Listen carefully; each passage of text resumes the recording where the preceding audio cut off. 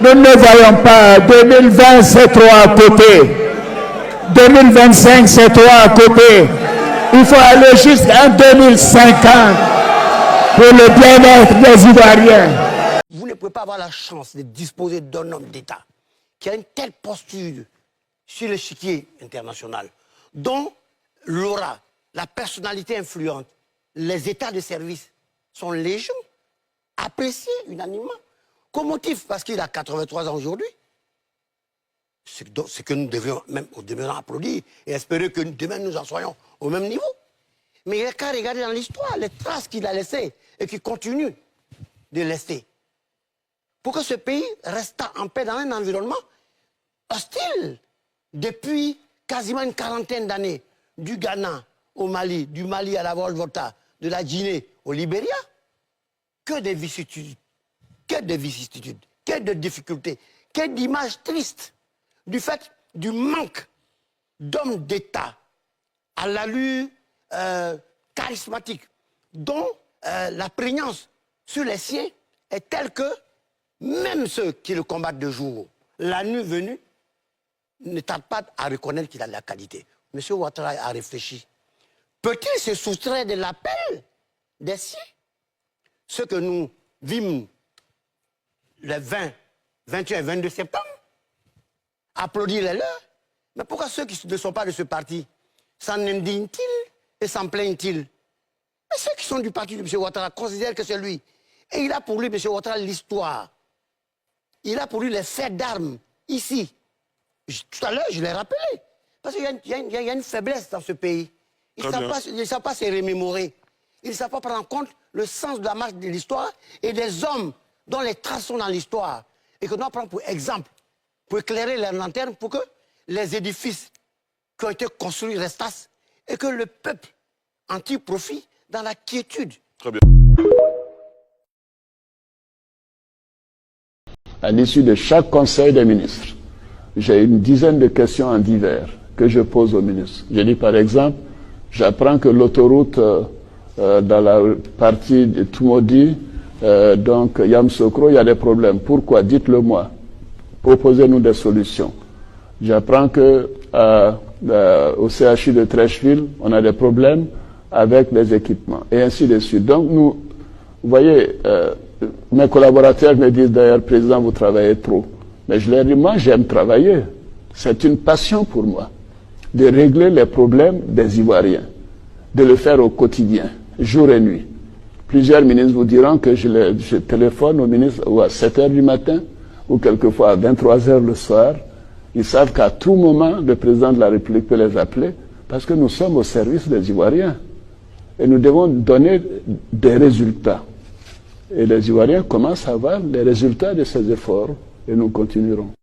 Et je vous dis, vous n'allez jamais entendre que le président Ouattara a envoyé de l'argent à l'extérieur, soit Sénégal, Cameroun ou dans n'importe quel pays pour la promotion de son image. Jamais.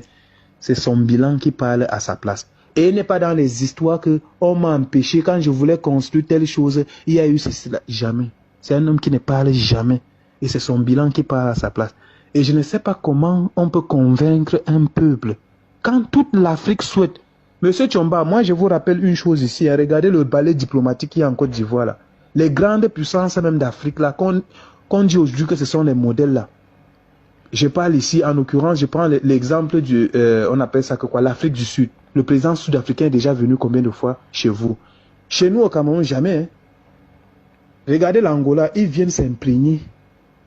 Chez le bâtisseur, ils prennent cours. Regardez, et j'ai encore vu hier ou avant-hier, l'envoyé spécial du président Tinubu pour ce qui est de l'économie. Parce qu'ils sont aussi en pleine crise. Ils sont venus dire au président de ne pas les lâcher. J'ai dit le grand Nigeria que vous voyez là. Ça l'écrit. Nana Koufa, comment est-ce que Dramani, l'actuel président du Ghana, une fois élu, sa première sortie c'était en Côte d'Ivoire. Et l'agenda du président était sous-chargé.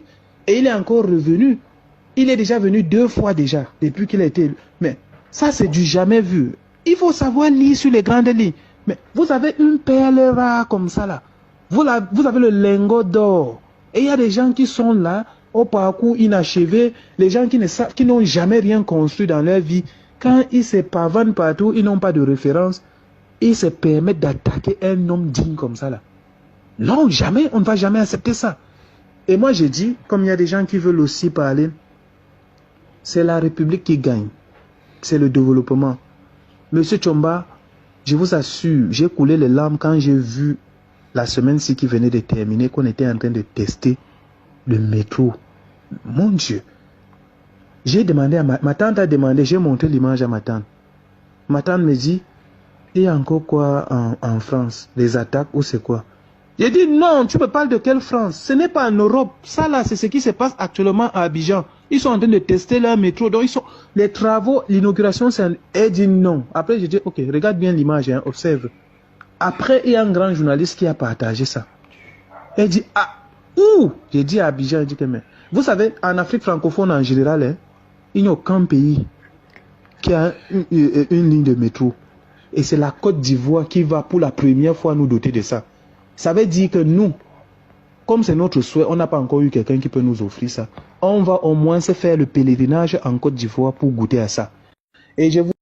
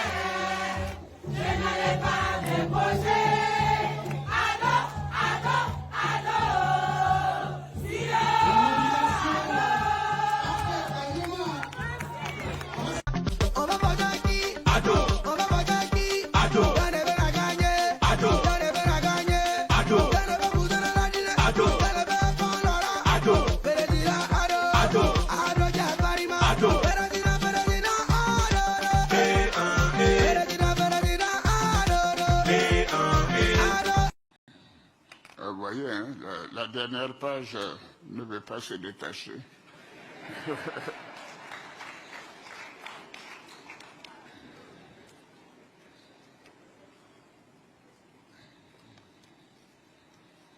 Pourtant, c'est moi qui ai écrit le discours hein, jusqu'à 4 heures du matin.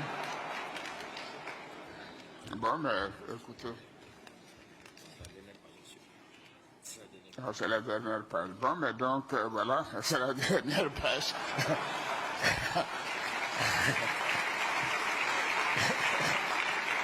Je voudrais... En fait, je pensais que mon discours était aussi long que celui d'Adesina. Mais ça m'a joué un truc que je suis convaincu que les différents échanges lors de ces assemblées permettront de proposer des stratégies et des mesures capables d'accélérer le développement de l'Afrique, tu vois, qui c'est la même phrase que chez toi, au bénéfice de nos populations. Et je voudrais vraiment terminer en disant que nous sommes très fiers d'abriter la Banque africaine de développement. Merci, merci. Merci au président, merci au conseil d'administration, au conseil des gouverneurs, et merci à tous les invités de nous honorer et de venir nous soutenir. Nous sommes très reconnaissants et nous ferons tout pour que la banque continue d'être un instrument au service du continent africain. Merci beaucoup. Je déclare donc ouvertes les assemblées annuelles 2025 du groupe de la Banque africaine de développement. Grand merci à chacune et chacun de vous.